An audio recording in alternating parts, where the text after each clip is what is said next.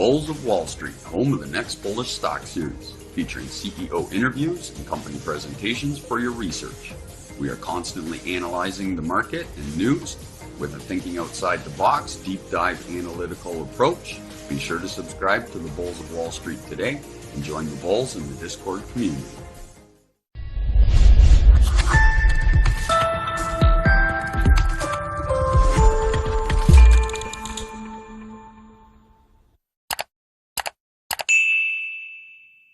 Welcome to the Bulls of Wall Street, home of the next bullish stock series, where we're always featuring companies that may be experiencing high growth, catalysts, first to market, industry disruptors, all sorts of criteria. Today, I'd like to announce that I'm excited. We have John Ricci, the CEO of DVN, Danavation Technologies. Thanks for joining us today, John. No, thanks for having me. Appreciate it. If we could just start with an introduction to the digital smart labels and just for the investors and overall of what it is. Okay, so I'll give you a little bit of background quickly. So my other company, Dana Industries, has been a player in the retail world for the past 30 years. We're the leading manufacturer of visual at-shelf, visual merchandising, shelf talkers, wobblers, danglers, anything that would display a price point on a shelf. Up until now, there's been really no disruptive service to the industry. How you price now is the same way you priced 10, 20, 30 years ago. Either stickies, paper labels, all generated in third-party mail rooms or internally in stores. What we have now are digital smart labels that we launched 2 years ago when we incorporated Danavation. So we are a startup, but working within a 30-year company in an industry we've been involved with in 30 years. So one of our sources of pride is we've always been first to market. We're a design team, we're a manufacturer. We hold numerous trademarks and design patents, etc. So we're relied upon from our customers to bring the latest and greatest. And retail landscape's changing. You're seeing a lot of downsizing. You saw a lot of changes.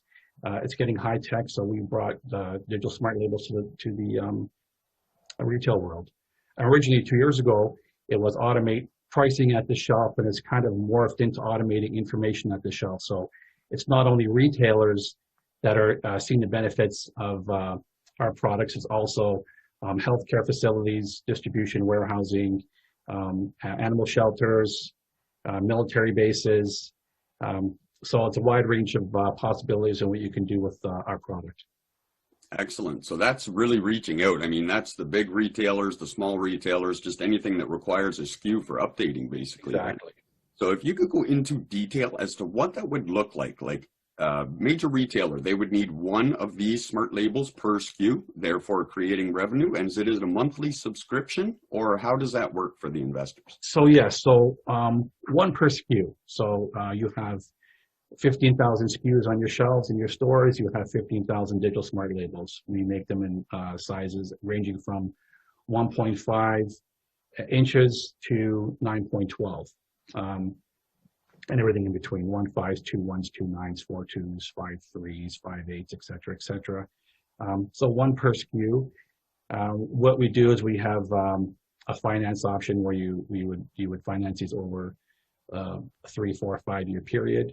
It offsets your existing pricing strategy and structure. Most companies, we learn, have file managers. Putting a DSL system in your stores immediately saves you money from your file management costs.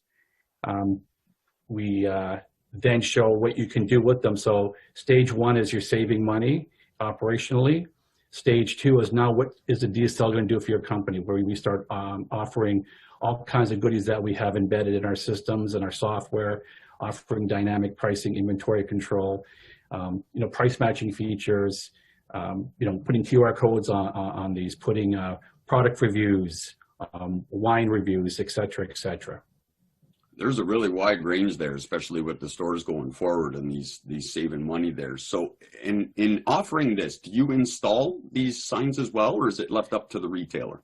No, so we have two models. So one, we will install. We have an install team, but one of the ways we are able to scale in a large capacity is you take a pharmacy right now. We're doing a few as pilots and a couple of major installs. A pharmacy owner has 1,000 to 1,500 SKUs. We're putting together a do-it-yourself kit where we will spec the store out online. We have a series of instructional videos. We're able to send a store complement, including the ticket rails that we manufacture, all the peg hook, peripheral, clips and hardware, etc., to the store owner. All he has to do is connect his base station. We go wireless over the cloud. We give him a series of instructions. He puts his DSLs on his rails. He pairs them himself. It's a real simple process. A store owner can have his store, if he's doing it off and on for a couple of days at most, 2-3 days, his store is done. Doing it that way, we can scale, 100, 200, 300 stores a month by just sending store complements over to the smaller retails. The larger retailers, like the big box guys or the big grocery stores, well, we have an install team. It's easy for us to do, I'd say, a 40,000 square foot, which would be the size of your average, Longo's, Loblaws, Sobeys, etc. 5 to 7 days in that store is installed.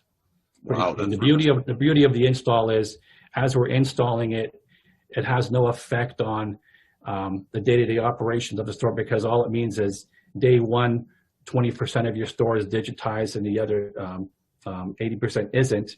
So they're installed and paired exactly at the same time, so there's no downtime. So we're able to just come in as a wave and do the install.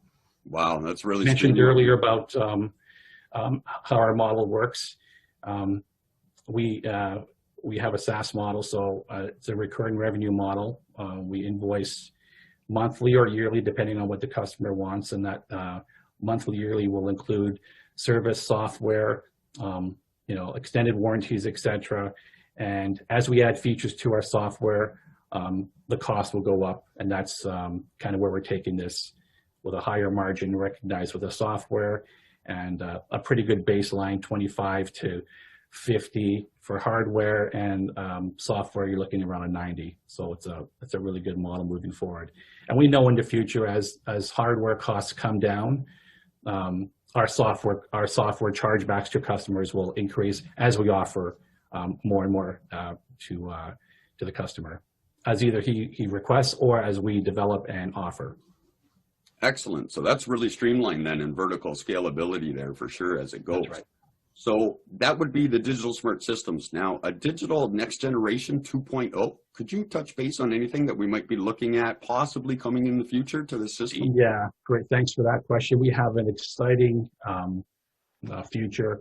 I've got some brilliant software guys working for me in the tech team, so we're working on next generation. That will involve facial recognition, data analytics, collecting analytics at source, shoppers' buying patterns, habits, engaging customers at the shelf with AR, AI technology to move them along, recognizing that most customers, if not all, shop with their phones in their hands. So trying to engage customers is a paramount to success of any retailer, drawing them back in the store, providing a positive shopping experience, making sure that your online presence matches your in-store presence, your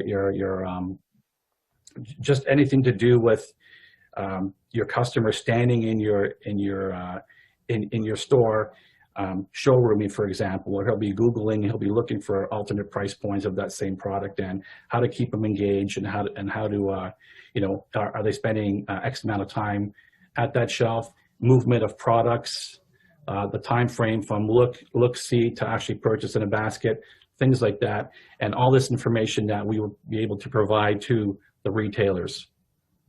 Excellent. The investors here are curious on the expansion of the team sales and marketing. What exactly would it look like for your target market? Canadian, US, retail basis, small, large, etc. So we have a solid sales team of 4 people right now. We've got 2 others in the States. We hit only, we have segments. So we have retail grocery, retail, healthcare, distribution, warehousing, military, and animal shelters and hospitals. That have something that's come up in the last couple of months. So we're targeting those specific markets by sales rep and by sales territory. So we're digging a little deeper. we're getting a lot of marketing happening across the board in all of our target markets. We have a really good outreach program, our digital marketing base, and just last week we ended up getting a company from Italy, in the southern part of Italy, that's got 15 or 20 stores, and they reached out to us, and we're close to locking up that deal. So we're doing a real good job internally, and getting our name out and spreading out, doing a lot of different trade shows. I mean, COVID's it hurts because you can't go out and see people face to face, but we're getting really good at conferences and doing the Zooms like we are doing right now, and reaching out to different target markets and different customers. And on a COVID note, it's interesting that the interest in our product, because it represents a clean, touch-free environment, has really put it to the top, the forefront of what is important in any area where you're pricing or you're giving information to consumers. Yeah, I never thought about that with the stickers and the not only waste of time, but the transfer for these viruses going. It's just even appearances, right? It's just the aesthetics of it. You walk into a store, you see digital meat, you see clean, you see fresh. You just know no one's had their hands in it. Everything's just automatically updating, and it's a peace of mind for customers knowing that. We're all wearing gloves and masks, etc. Right? So it's one of the things that goes a long way. Yeah, for sure. So just maybe some target goals as to what you might be looking at for 2021 and just going into the future for the company. We're looking to hit about 20 million in revenue. We know we have enough in the books that we can do that. We're profitable at 10. So we have an investor deck, so we're looking at our midpoint targets. This market is just under $5 billion in North America. There's about 3% market penetration so far. The product's bigger in Europe than it is in North America. It's actually a little bit bigger in South America than it is in North America, but the time is now. There's major retailers, and you're seeing their plans being launched that they're dropping, $3.5 billion over the next 5 years to upgrade their stores. Among the top items discussed are DSL, digital smart labels, for these stores. So it is an area that retailers recognize and that they have to be in. I mean, if you close your eyes and you imagine where's retail going, you imagine paper tags and handwritten notes, or do you see digital, right? So we're aiming high. Globally, it's a $14+ billion market. This is even before we did our studies, and we've had customers reach out to us in the healthcare market, for example, where we're doing a system that we're upgrading patient records in real time at the entry point of a patient room in aftercare facilities, or distribution and warehousing that we haven't factored into that $5 billion growth. Warehouse and distribution, another area that really hasn't seen much change in how things are done. So push and pick with lights, picking the orders quickly to get them out to consumers, saving time and money, and increasing profit margins. We're working with an Air Force base in the US that we actually got approval on, and is to automate their supply chain, distribution, warehousing, as it pertains to maintaining their aircraft based on hours in the air, hours on the ground maintenance, making the maintenance program a lot more efficient and quicker, so they can get the planes up in the air quicker and reduce the time involved in maintenance. So that's exciting for us. It's like animal shelters where you're updating pet records on a DSL, on the kennel cages, to make the adoption process a little easier, to keep track of pets and strays, etc., or lost animals. And there's markets happening everywhere. And I can tell you one thing about our 2.0 will involve a larger outreach of our base station signal strength that will allow us to go into public areas, bus stations, subways, shopping malls, without having anything wired up. So we're looking for some really, really cool stuff, and then automating information at that point. So anywhere, like I said before, anywhere where you're talking about automating information to customers or automating pricing is where you'll see a DSL application. Wow, that's great, because thinking outside the box, there really is a lot of applications that this can tie to. So if you could just touch base on the experience and management team for the investors here. Great. So I've been in this industry for over 30 years. I started Dane Industries 30 years ago, 1993, just short of 30. Frank Borg is my business partner. He's with us as well, and he's part of our sales team. I have Mike Tran, who's a brilliant tech mind. He's got years in the software industry and developing apps and platforms, etc. I got Jody D'Amico, who's come from the DSL industry, who's done 200 plus installs himself. He's been involved for the past 12 years in similar industry. So again, with a big, strong retail background. I've got a business manager who I've had with me for about 10 years, and she's got a strong marketing background. Again, all experienced in the retail world. So we're focused on what we're doing. We have the experience, we have the credibility and the trust of our previous customer base. That still happens in our other business.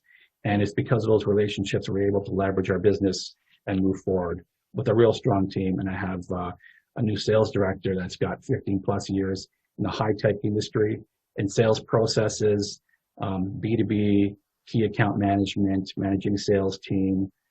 She knows the ins and outs, and it's been tremendous working with her for the past month that she's been here. So I always surround myself with the best of the best. And then my tech guys and my software engineering and the back end, these guys are just brilliant guys. I mean, like they're inventing till 2 and 3 in the morning. These guys just nonstop, but real solid team. And again, all of our people have a retail background, so we kind of know what to do. And on that note, I mentioned Danavation. We're the only company in North America that is doing DSLs as a ground floor based business. Like we're a Canadian company, we're a North American company. We have competitors, but they're not in North America. They're all offshore. We like to tell our customers that working with us will give you home field advantage. Our tech support's here, our server's here, 24/7. We'll come out to see you. We answer the phone. Being in the U.S., you're not any further off than a 3-hour time change, and we answer the phone. We do what we have to do. But being here, knowing the North American retailers is really, really important. And I know this by experience because for the past 30 years, that's all I've been doing. Excellent. Now, the investors are just curious as to the revenues. You did mention about the SaaS and how it is cloud-based. So you're going to have lower operating expenses with that possibly, and what that would look like for the company. Yeah, so our revenue model was a little heavier initially on the hardware, was about 55% in the hardware side of things. As we get into things, as we get into our new system, as we get into getting costs dropping on our hardware, you'll see the software component of the business move from 20% to over 80%. We have a high margin with our software. I mean, what does it take to develop your software? 3 guys in a room for 4 or 5 months. X times labor, that's our cost of the software when you do your own software. The recurring number is huge. I mean, we'll go monthly or quarterly or whatever the customer wants us to do, but we're hooking up our service to that and our extended warranties. We got a solid product. As I mentioned earlier, that we're making our software agnostic to work with anybody's system, which means even if we see a retailer and he doesn't have our hardware and I'm not happy with this, but I really can't afford to spend more money on hardware. We spent a few $1 million on our system, but it doesn't work. How can you help us out? We'll be able to integrate with that hardware and their base stations, and we can then use our software on that platform and charge the recurring revenue on a monthly basis to run their system. So I know every competitor we have will have their software running their hardware, and that's it. They can't do anything different. We have proprietary technology with how our base stations work and how quick our updates happen and how our signals can go through walls and water and steel, etc. So it's really solid. But like I said, as the price of hardware comes down, our software chargebacks to our customers will increase. And you may see a lower sale at some point down the road, but you'll see a margin that's probably 5 times higher than it is right now. Wow. Yeah. So I noticed too that you did a pilot project with the LCBO here in Canada a few months back. Could you just touch base on that possibly? Yeah, that's one of our most exciting projects right now, and I think I have one here. Perfect. So we piloted in Kitchener about a year and change ago, and that was very successful. On our website, there's a link to the video. I'm not sure if you maybe perhaps seen the video, but there's a video that we did as a case study. And it was the LCBO's own words, and we did an interview with them, and they're really happy with that. Because of that pilot, we got the flagship store. The flagship has just been finished down on Queens Quay. One of the things we did for them is, I got my background, but this is, that's it right there. That's the LCBO label. That just came in a week ago. Now, LCBO is wider than most because if you've been to an LCBO, they have that wide label and they want to put all that information on it. So we custom made this for the LCBO. They love our company. They're convinced it's the way of the future. There's actually a VP walk around today. The LCBO is widely considered the crown jewel of retailers in Canada, if not the world. It's the largest retailer of wines, liquor, and spirits in the world. Government owned, they got a lot of money, they're a real solid company, and they recognize the benefits of it, of our system. But we integrated very well with their software. We had 0 issues, and they're really happy with the end results. They found us easy to work with. We're local, we're down the street, and we did exactly what we said we were going to do and more. So very, very successful launch with the LCBO. So we're really excited about 2021. We have others that we're working with. We're getting a lot of smaller stores, but we'll be working with companies like Toys R Us and Longo's. In the US, I work with the Tractor Supply stores. I've done 6 stores to this date, was with our first generation technology. So if it wasn't for COVID right now, we'd be upgrading those stores. But just to show you our outreach, Tractor Supply is 1,900 stores deep, based out of Brentwood, Tennessee, real solid company. But all the other retailers, we're working with Farm Boy coming up, but they're part of Sobeys, and some others that that will be PRing shortly. So we're just waiting for some sign-offs, but it's exciting, and it's a very disruptive service to the grocery industry in particular because of the high labor that we recognized a couple of years ago, but now you're seeing what's happening in the US, and we're going to expect a spike now in the American business as they introduce a $15 an hour minimum wage across the board. Those are typically the people that are doing the labor on the floor. Labor adds up. It's a real big number. It's a real big number. Like we sit in front of a customer and do ROIs, and they recognize in the first 2 minutes that what they're spending per month or per year is probably 40% more than our system will cost them. And it's their number. So we're not even making up a number. They're giving us the number. So labor is not going anywhere but up. And you're going to see a big spike in labor rates in the US across the board with the new administration. And then customers will be, retailers will be looking for companies like Danavation to help improve their operational efficiencies. You have to maintain your pricing strategy in your stores anyways. So you can't do it by cutting back. You can cut back, but you have to put it somewhere. We're in a prime market to have success right now. Prime market. Excellent. Yeah, for sure. You can see the innovations coming with that, and some of the big names that it is needed going forward, in my opinion. Just labor costs alone saved, that's huge. So the Danavation current market cap, shares, and any warrants available to investors. Would you happen to know that information? Yes, sir.